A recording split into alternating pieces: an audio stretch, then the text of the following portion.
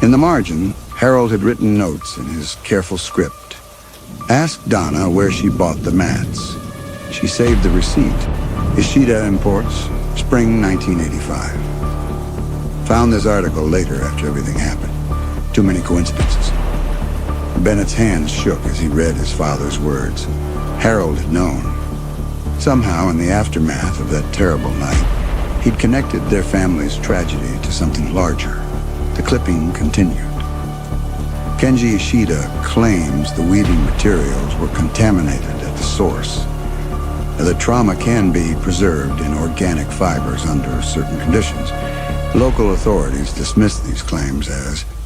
The article was cut off there, but Harold had written more notes on the back.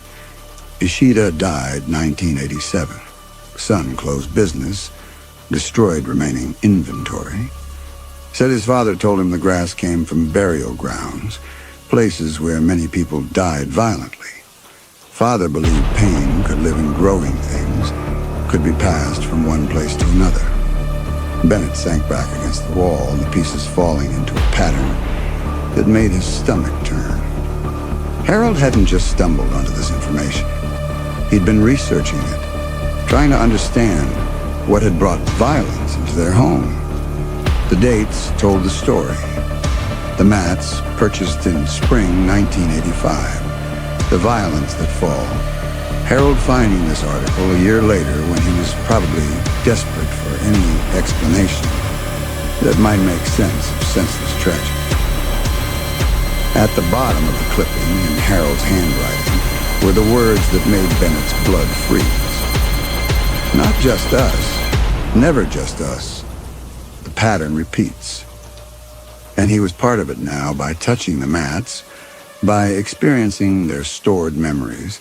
He'd become connected to the network of violence they represented. The question was whether that connection would destroy him, as it had destroyed the Henleys and his own parents, or whether he could find a way to break the pattern.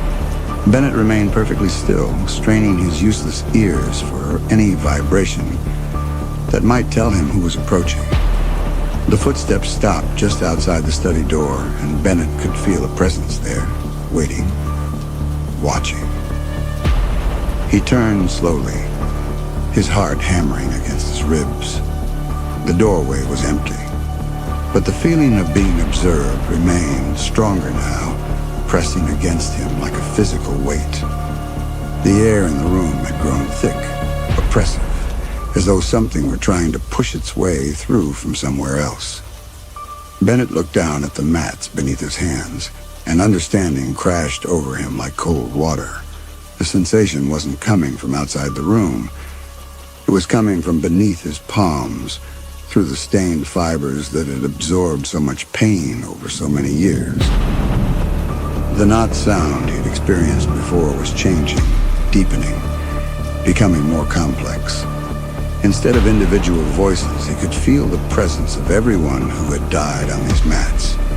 Everyone whose trauma had been woven into the grass that grew from blood-soaked earth. They were all there waiting, pressing against the thin barrier between what was and what could be. And they were hungry. Not for violence.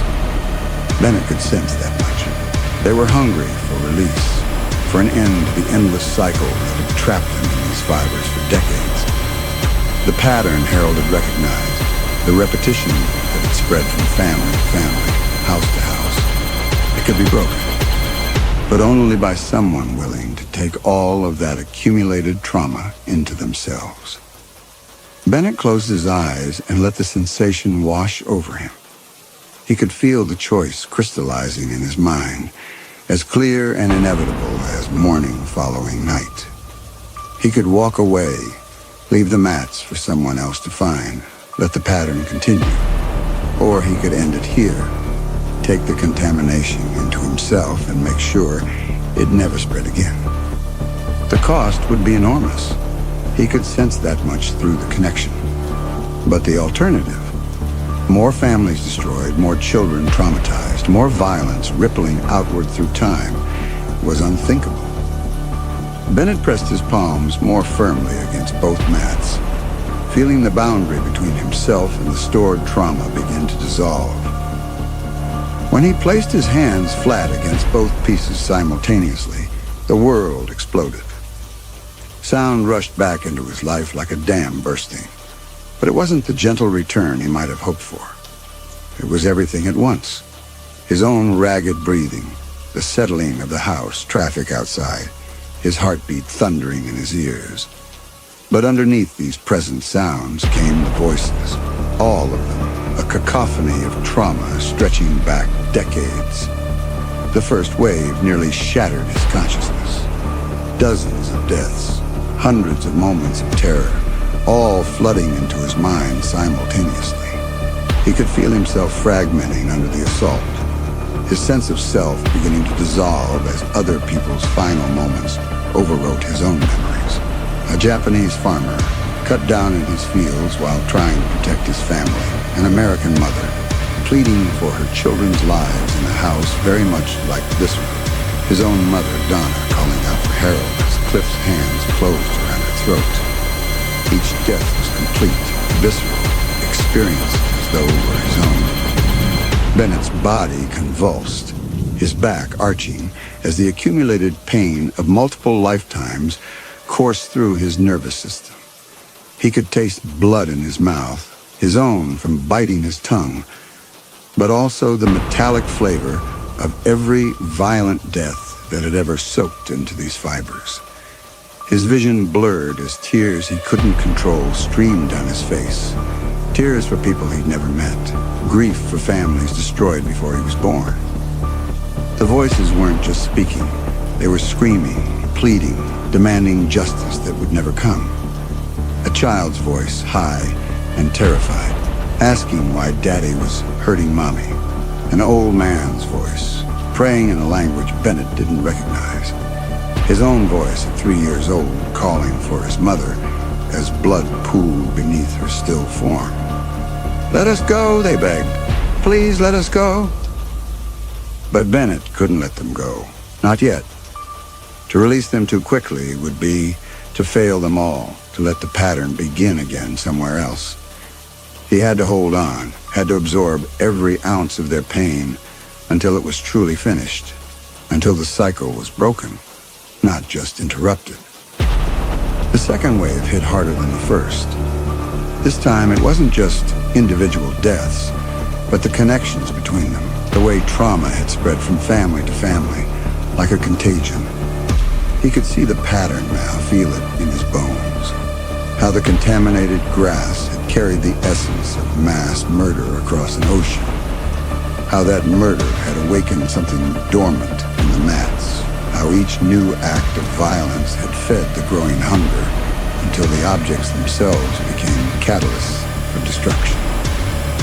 Bennett's teeth chattered uncontrollably as his body tried to process sensations it was never meant to contain. He could feel his fingernails digging into his palms hard enough to draw blood, could taste copper and salt and something else. The flavor of earth mixed with rain, the taste of grass growing in graveyards. The memories were becoming his memories now. He was the farmer and the mother and his own parents, experiencing their deaths from the inside while maintaining just enough awareness to remember that he was Bennett Hartwell, that he was choosing this, that he could end it. Too much, whispered a voice that might have been his own. It's too much. Let go. For a moment, Bennett almost did. The temptation to release his hold on the mats, to let someone else deal with this burden, was overwhelming. His sanity felt like a thin wire stretched to its breaking point, ready to snap at any moment. But then he felt something else beneath the chaos. Not pain, but gratitude. The dead weren't trying to destroy him. They were trying to gift him with their accumulated suffering, to finally pass on the weight they'd been carrying for so long. Each scream of agony was also a prayer of hope. Each moment of terror was also a moment of trust that he could bear what they could no longer hold. Bennett stopped fighting the invasion and opened himself to it completely. The pain doubled, tripled, became something so vast that it